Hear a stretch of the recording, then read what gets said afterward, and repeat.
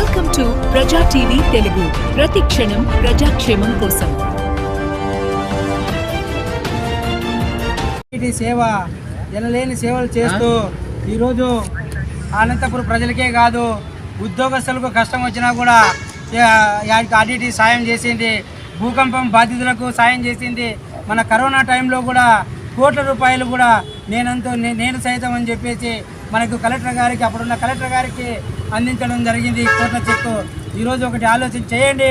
అనంతపురం జిల్లాలో ఆర్టీటీని కనుమరుగు చేసేదానికి ఎంతోమంది కుట్రలు పొందుతున్నారు.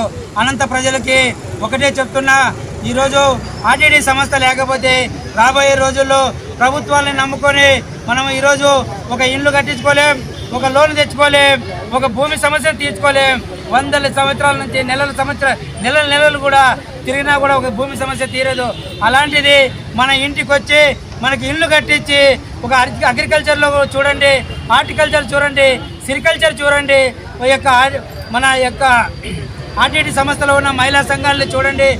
వాళ్ళ యొక్క సొంతంగా కుటీర పరిశ్రమలు పెట్టుకోవడానికి కూడా ఒక మనోధైర్యాన్ని నింపి వాళ్ళ ఫ్యామిలీకి ఒక అండగా నిలిచి వాళ్ళకు కూడా ప్రోత్సహిస్తూ ఈరోజు ఎన్నో సేవా కార్యక్రమాలు చేసి ఆనాడు బ్రహ్మానందరెడ్డి గారు ఆంధ్రప్రదేశ్లో ఏదైతే కరువు జిల్లా ఉందంటే ఇటువైపు చూసి అనంతపురం జిల్లా కరువు జిల్లా, మీరు అక్కడికి వెళ్ళి స్వచ్ఛందంగా మీరు ఎన్ని సేవలు చేస్తారో చేయండి అని చెప్పి ఆ రోజు బ్రహ్మానందరెడ్డి గారు మనకు ఆంధ్రప్రదేశ్ ముఖ్యమంత్రి గారు తీసుకొచ్చి ఈరోజు 56 సంవత్సరాలు అవుతుంది.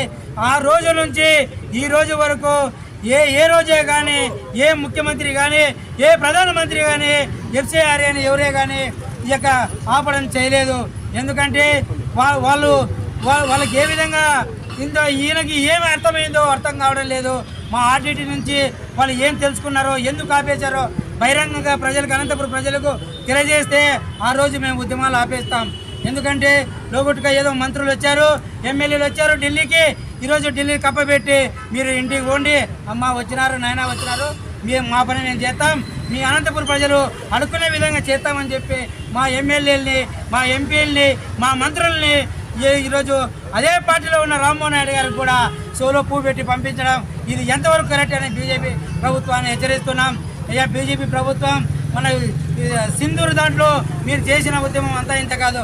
అలా విధంగా ఆర్టీటీని కూడా అదే విధంగా పరిధిలో తీసుకొని మా ఆర్టీటీ ప్రజలకు కానీ అనంతపురం ప్రజలకు మీరు చేసే సేవల్ని, వీళ్ళు చేసిన సేవలను గుర్తించి మాకు ఖచ్చితంగా మీరు ఎఫ్సిఆర్ఏ రీన్యువల్ ఖచ్చితంగా చేయని ఎడల ప్రాణ త్యాగానికైనా సిద్ధమవుతాం.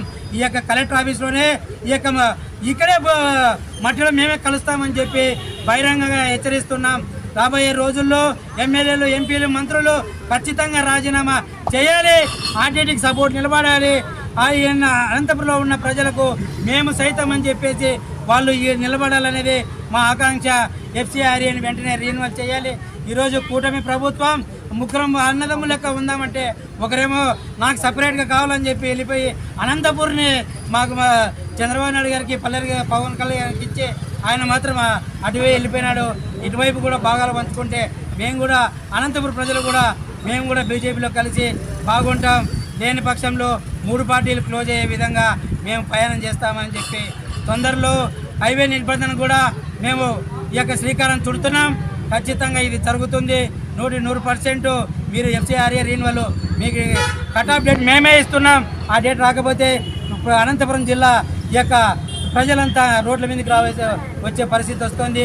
మీ పార్టీకి దుమ్మెత్తిపోయిపోకుండా అనంతపురం ప్రజలకి మీరు నిలబడే విధంగా ఉండాలని చెప్పి నేను కోరుకుంటున్నా. ఈరోజు ఆరంభం మాత్రమే 100 కిలోమీటర్లు, లేని పక్షంలో 1000 కిలోమీటర్లైనా పార్లమెంటుకైనా పోవడానికి సిద్ధంగా ఉన్నాం. Save RTT, save RTT.